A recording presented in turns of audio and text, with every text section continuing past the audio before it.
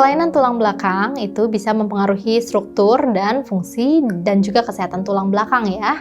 Nah, hal tersebut juga berhubungan dengan syaraf karena di tulang belakang terdapat sistem syaraf pusat. Nah, beberapa kelainan di tulang belakang, yang pertama contohnya skoliosis. Skoliosis adalah kelainan di mana tulang belakang melengkung ke samping berbentuk seperti S atau C. Kemudian ada juga kifosis di mana kelainannya ini melengkung ke depan seperti membungkuk dengan punggung atas yang lebih bungkuk. Nah, kemudian lordosis di mana ada kelainan tulang belakang yang melengkung secara berlebihan ke arah depan di bagian bawah. Bentuknya seperti angka 2. Ada juga herniasi diskus atau lebih sering dikenal dengan HNP. Nah, kondisi ini di mana cakram dari intervertebralis yang terletak di antara tulang belakang mengalami kerusakan dan mengalami penonjolan keluar sehingga menekan syaraf yang ada di sekitarnya. Kemudian ada juga spondylolitesis, yaitu adalah pergeseran dari cakram invertebrata atau tulang belakang. Nah, biasanya disebabkan karena adanya trauma atau kesalahan posisi yang terjadi secara mendadak. Kemudian ada juga stenosis atau penyempitan dari saluran tulang belakang yang bisa menyebabkan tekanan pada syaraf. Nah, beberapa kelainan tadi biasanya diperparah dengan kondisi osteoporosis, yaitu kondisi di mana tulang menjadi rapuh dan mudah patah karena penurunan dari kepadatan atau densitas tulang. Banyak ya penyebab kelainan dari tulang belakang. Beberapa kelainan yang paling sering, yang paling umum yaitu biasanya idiopatik atau karena genetik. Jadi tidak diketahui penyebabnya. Terlahir sudah seperti itu. Bisa juga disebabkan oleh kondisi kongenital atau pada saat proses pembentukan janin di dalam rahim.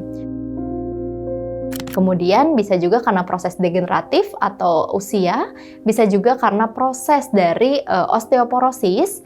Nah, osteoporosis tadi memungkinkan densitas tulang tadi menjadi menurun sehingga mudah terjadi perubahan posisi. Lalu posisi atau postur yang buruk.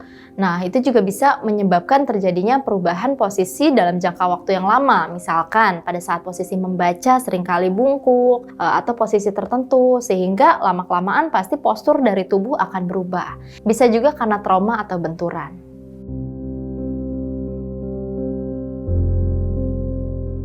Baik, jadi posisi tulang belakang yang membungkuk itu istilah medisnya adalah kifosis ya. Ya sudah pasti ada kelainan tulang belakang, tapi apakah kelainan tersebut idiopatik yang tidak diketahui penyebabnya, misalkan sudah terlahir dengan posisi yang seperti itu, atau didapatkan karena faktor yang lain, misalkan kecenderungan posisi tertentu dalam jangka waktu lama, atau degeneratif karena proses penuaan, kemudian juga bisa karena osteoporosis. Jadi banyak ya faktornya ya. Yang pasti memang itu kelainan dan derajat kelainannya nanti bisa dikonsultasikan kepada dokter apakah kondisi tersebut memungkinkan untuk dilakukan terapi atau tidak.